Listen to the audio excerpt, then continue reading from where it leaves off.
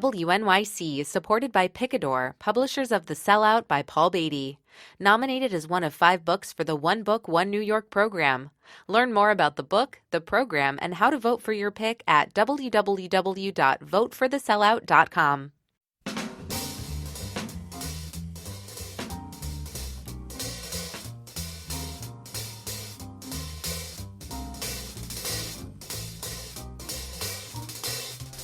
Wild, dangerous, and completely unbelievable are just a few of the ways based on a true story. A new memoir from actor, gambler, raconteur, and Saturday Night Live veteran Norm Macdonald has been described. Mr. Macdonald's dry sense of humor established him as one of the most beloved and controversial anchors of Saturday Night Live's Weekend Update, and as his book's title suggests, based on a true story, is much more than a memoir. It's a Hunter S. Thompson-inspired epic of the comedian's life, including classic jokes and long mythologized Hollywood stories, with guest appearances from Chris Farley, Rodney Dangerfield, Sarah Silverman, Adam Sandler, and many others. I'm very pleased it has brought Norm Macdonald to our show today. Hello. Hi, Larry. How are you? I'm well. You talk about how the process of writing was not something that you really liked. You found it grueling. So what led you to even try to write a memoir? Well, what happened was I was in a hotel room in Edmonton, Alberta, and my manager told me to look at my Wikipedia, and I looked at my Wikipedia, and somebody had changed my Wikipedia, and I was dead in my Wikipedia. And I had overdosed on morphine, which is some 19th century kind of drug to take, in the very hotel room that I was reading this. And so I chuckled as you did at first, but then I didn't. Then I got frightened because I knew that one day that would be true, you know. And what, that you die of morphine, or no, just that the tenses change. Mm-hmm. Is becomes was, and does becomes did.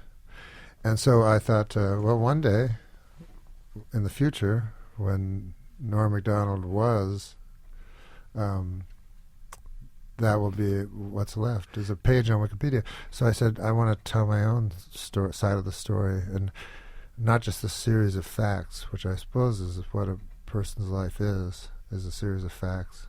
Well, based on a true story, when we see that at the beginning of a movie, we know a lot of license has been taken.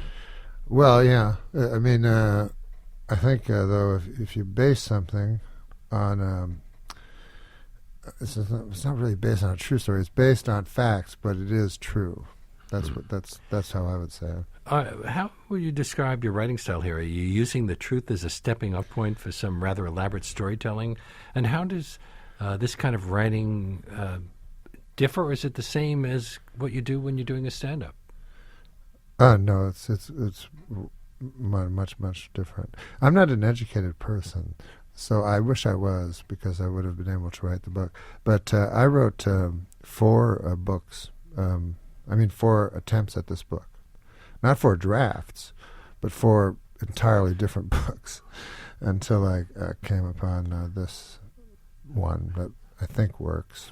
Well, you told the Washington Post. Maybe doesn't, I don't know. I can't imagine how anyone likes to write a blanking book. I couldn't hate it more. Yeah, I hated it. I hated every moment of it. I liked writing the end, those 2 words. Through much of the book, you drink and do a lot of drugs and gamble. And yes. Are those things that you do on a don't day-to-day do them now. life? No, sir. I don't do any of them, but I did do them. Yes, I did do them a great deal. I didn't enter show business until late in life. And before that, I was sort of a criminal. I had criminal. Yeah, I was a criminal, I suppose. You engage in illegal activities? Yes, sir. I did. Wow, like what? I would sell drugs. I would break and enter. Anything to statute of limitations. Anything to survive. You know, I was just trying to survive. I had no money, and I was only 14 or 15 when I left home. So this is in Canada. This is in Canada. So you do what you have to do, and it's not immoral. You know, there's nothing immoral about it. But we would I remember we would steal electric typewriters. This is how long ago it was. And we would smash the window, and the alarm would go off, and we'd grab electric typewriters. And we used a cab. The cab driver would be involved, and then we would drive to an Indian reservation where the police were not allowed to enter, and that's where we would put all the goods that we had stolen. Would they go to a fence? Yes, exactly.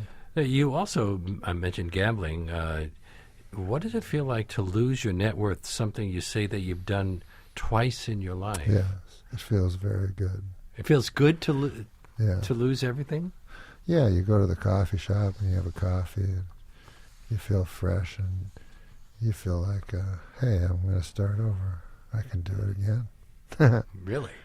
Yeah. Is I mean, that- I've always wondered about the appeal of gambling. Because the little bit of gambling I've done, okay, sometimes I made a couple of bucks, sometimes I didn't, but it doesn't really, I don't understand the addictive quality. I guess what you're addicted to is hope, which is not such a bad thing according to our president. So when the dice are in the air, anything can happen, and then it hits the cruel green felt, and sometimes you bust.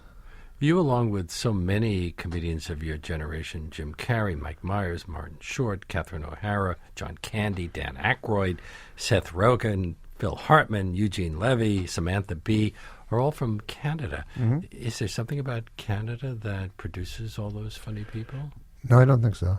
I think it's probably, we have 10% population of North America without Mexico, whatever that's called. So we have 10% population of what the United States has. So I would say it's probably, you mentioned 10 guys, I could probably mention 100 Americans. Really? Well, but those are some of our favorites. And they're my favorites. Yeah. Your Martin father Short was a bit of a raconteur. Incredible. Did you think you got some of your comedic influences from him? Yeah. Well, we lived a rather bleak existence when I was young. We lived on a farm that was sort of obsolete and it was just barren, rocky soil. So. And there was all those old men around, and but they were always happy and funny, even though their existence seemed bleak. That's why I was so attracted to Russian literature, because I saw all the people I knew in those books, Like, I mean, we're talking about Shmedyadkov or Raskolnikov? Like just Gogol and the absurd guys. The absurd, yes. My guest is Norm Macdonald, who's written a book called Based on a True Story, a memoir.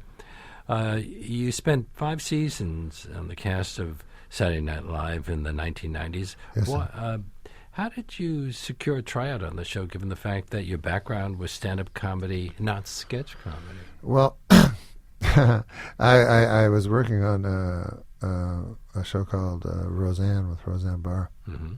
and I talked to the head writer of Saturday Night Live who liked me.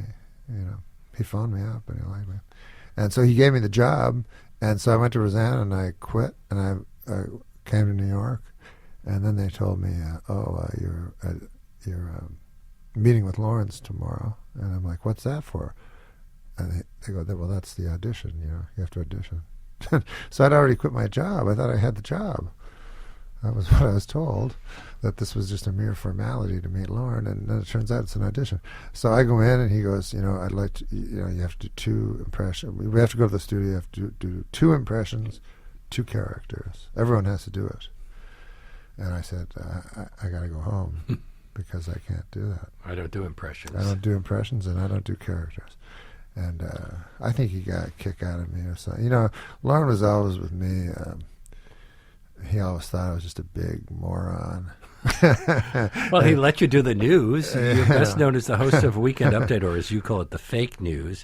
Did you do most of the writing for that, or was that something that was I did most, collaborated with? But it was collaborative, but I kind of set the tone, and I tried to make the jokes different than other jokes, and we all tried to experiment. There was three of us, and we tried to experiment with comedy and the way that you tell a joke. And my idea was to strip bare all innuendo and all cuteness, and just leave the bare bone of the joke. And if it didn't work, then it wasn't a good joke to begin with. But if it just relied on tricks. Were there certain stories that were off limits? Oh, yes. People always ask me, because I do stand-up, is anything off limits? And I hear comics go, nothing's off limits. And I think almost everything's off limits for me. And you learned, of course, that the O.J. story might have been considered off limits. You were doing this during the time of the O.J. trial, and you got a lot of humor out of that. But well, yeah. How and when were you aware that NBC President Don Ohlmeyer was a good friend of O.J.'s? I found that very strange. Well, listen, I admire that he stood by him. He stood by his friend. But the jokes I did about O.J. were filled with moral outrage and righteous indignation because I didn't like him. You didn't like him as a person? You knew him? No, sir, I didn't. I didn't like. I don't like murderers, and I was convinced he was guilty, even though he was innocent, as it turned out. Well, he was found not guilty. It's not the same thing. Listen, I don't think it's many fair. people believe that he was a murderer. I don't think it's fair that he was given 40 years for stealing his own shirt. You know what I mean? I don't think that was fair. That he was obviously found guilty of the previous crime. But do you think you were let go, as some do, because of the O.J. jokes? I don't know. David Letterman said of you, there may be people as funny as Norm, but I don't know anybody who is funnier. And if we could have, we would have had Norm on every damn week. You had obviously a very special relationship with him, and you performed the final stand-up set on his last year. Yeah, I did. Yeah, it was the last. It was the last stand-up set, and everyone was being very cool with Letterman, very ironic, and that's not how I felt about it. As it came to an end, because he was such an important person in my life, and I feel he was a very important person in culture.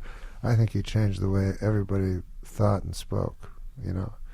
And so he was very important to me, and I just watched it and saw everybody be cool, and I was not cool about it. I was very sad that he was leaving. You got very emotional. Well, I did. You followed Donald Trump on The Tonight Show with Jimmy Fallon last Yes, week, I one of did. the more controversial interviews with Donald Trump. When I saw it, I didn't think it was controversial. I mean, goodness gracious, it's Jimmy Fallon. He's maybe he blew his chance to be host of Meet the Press, but it's Jimmy Fallon. Maybe he'll get Matt Lauer's job. That's right. But yeah, it's Jimmy Fallon. What do you expect? I mean, that's why Donald Trump did it. But I will say this, when I was watching it, I was like, oh my God, Donald Trump is being very reasonable and measured.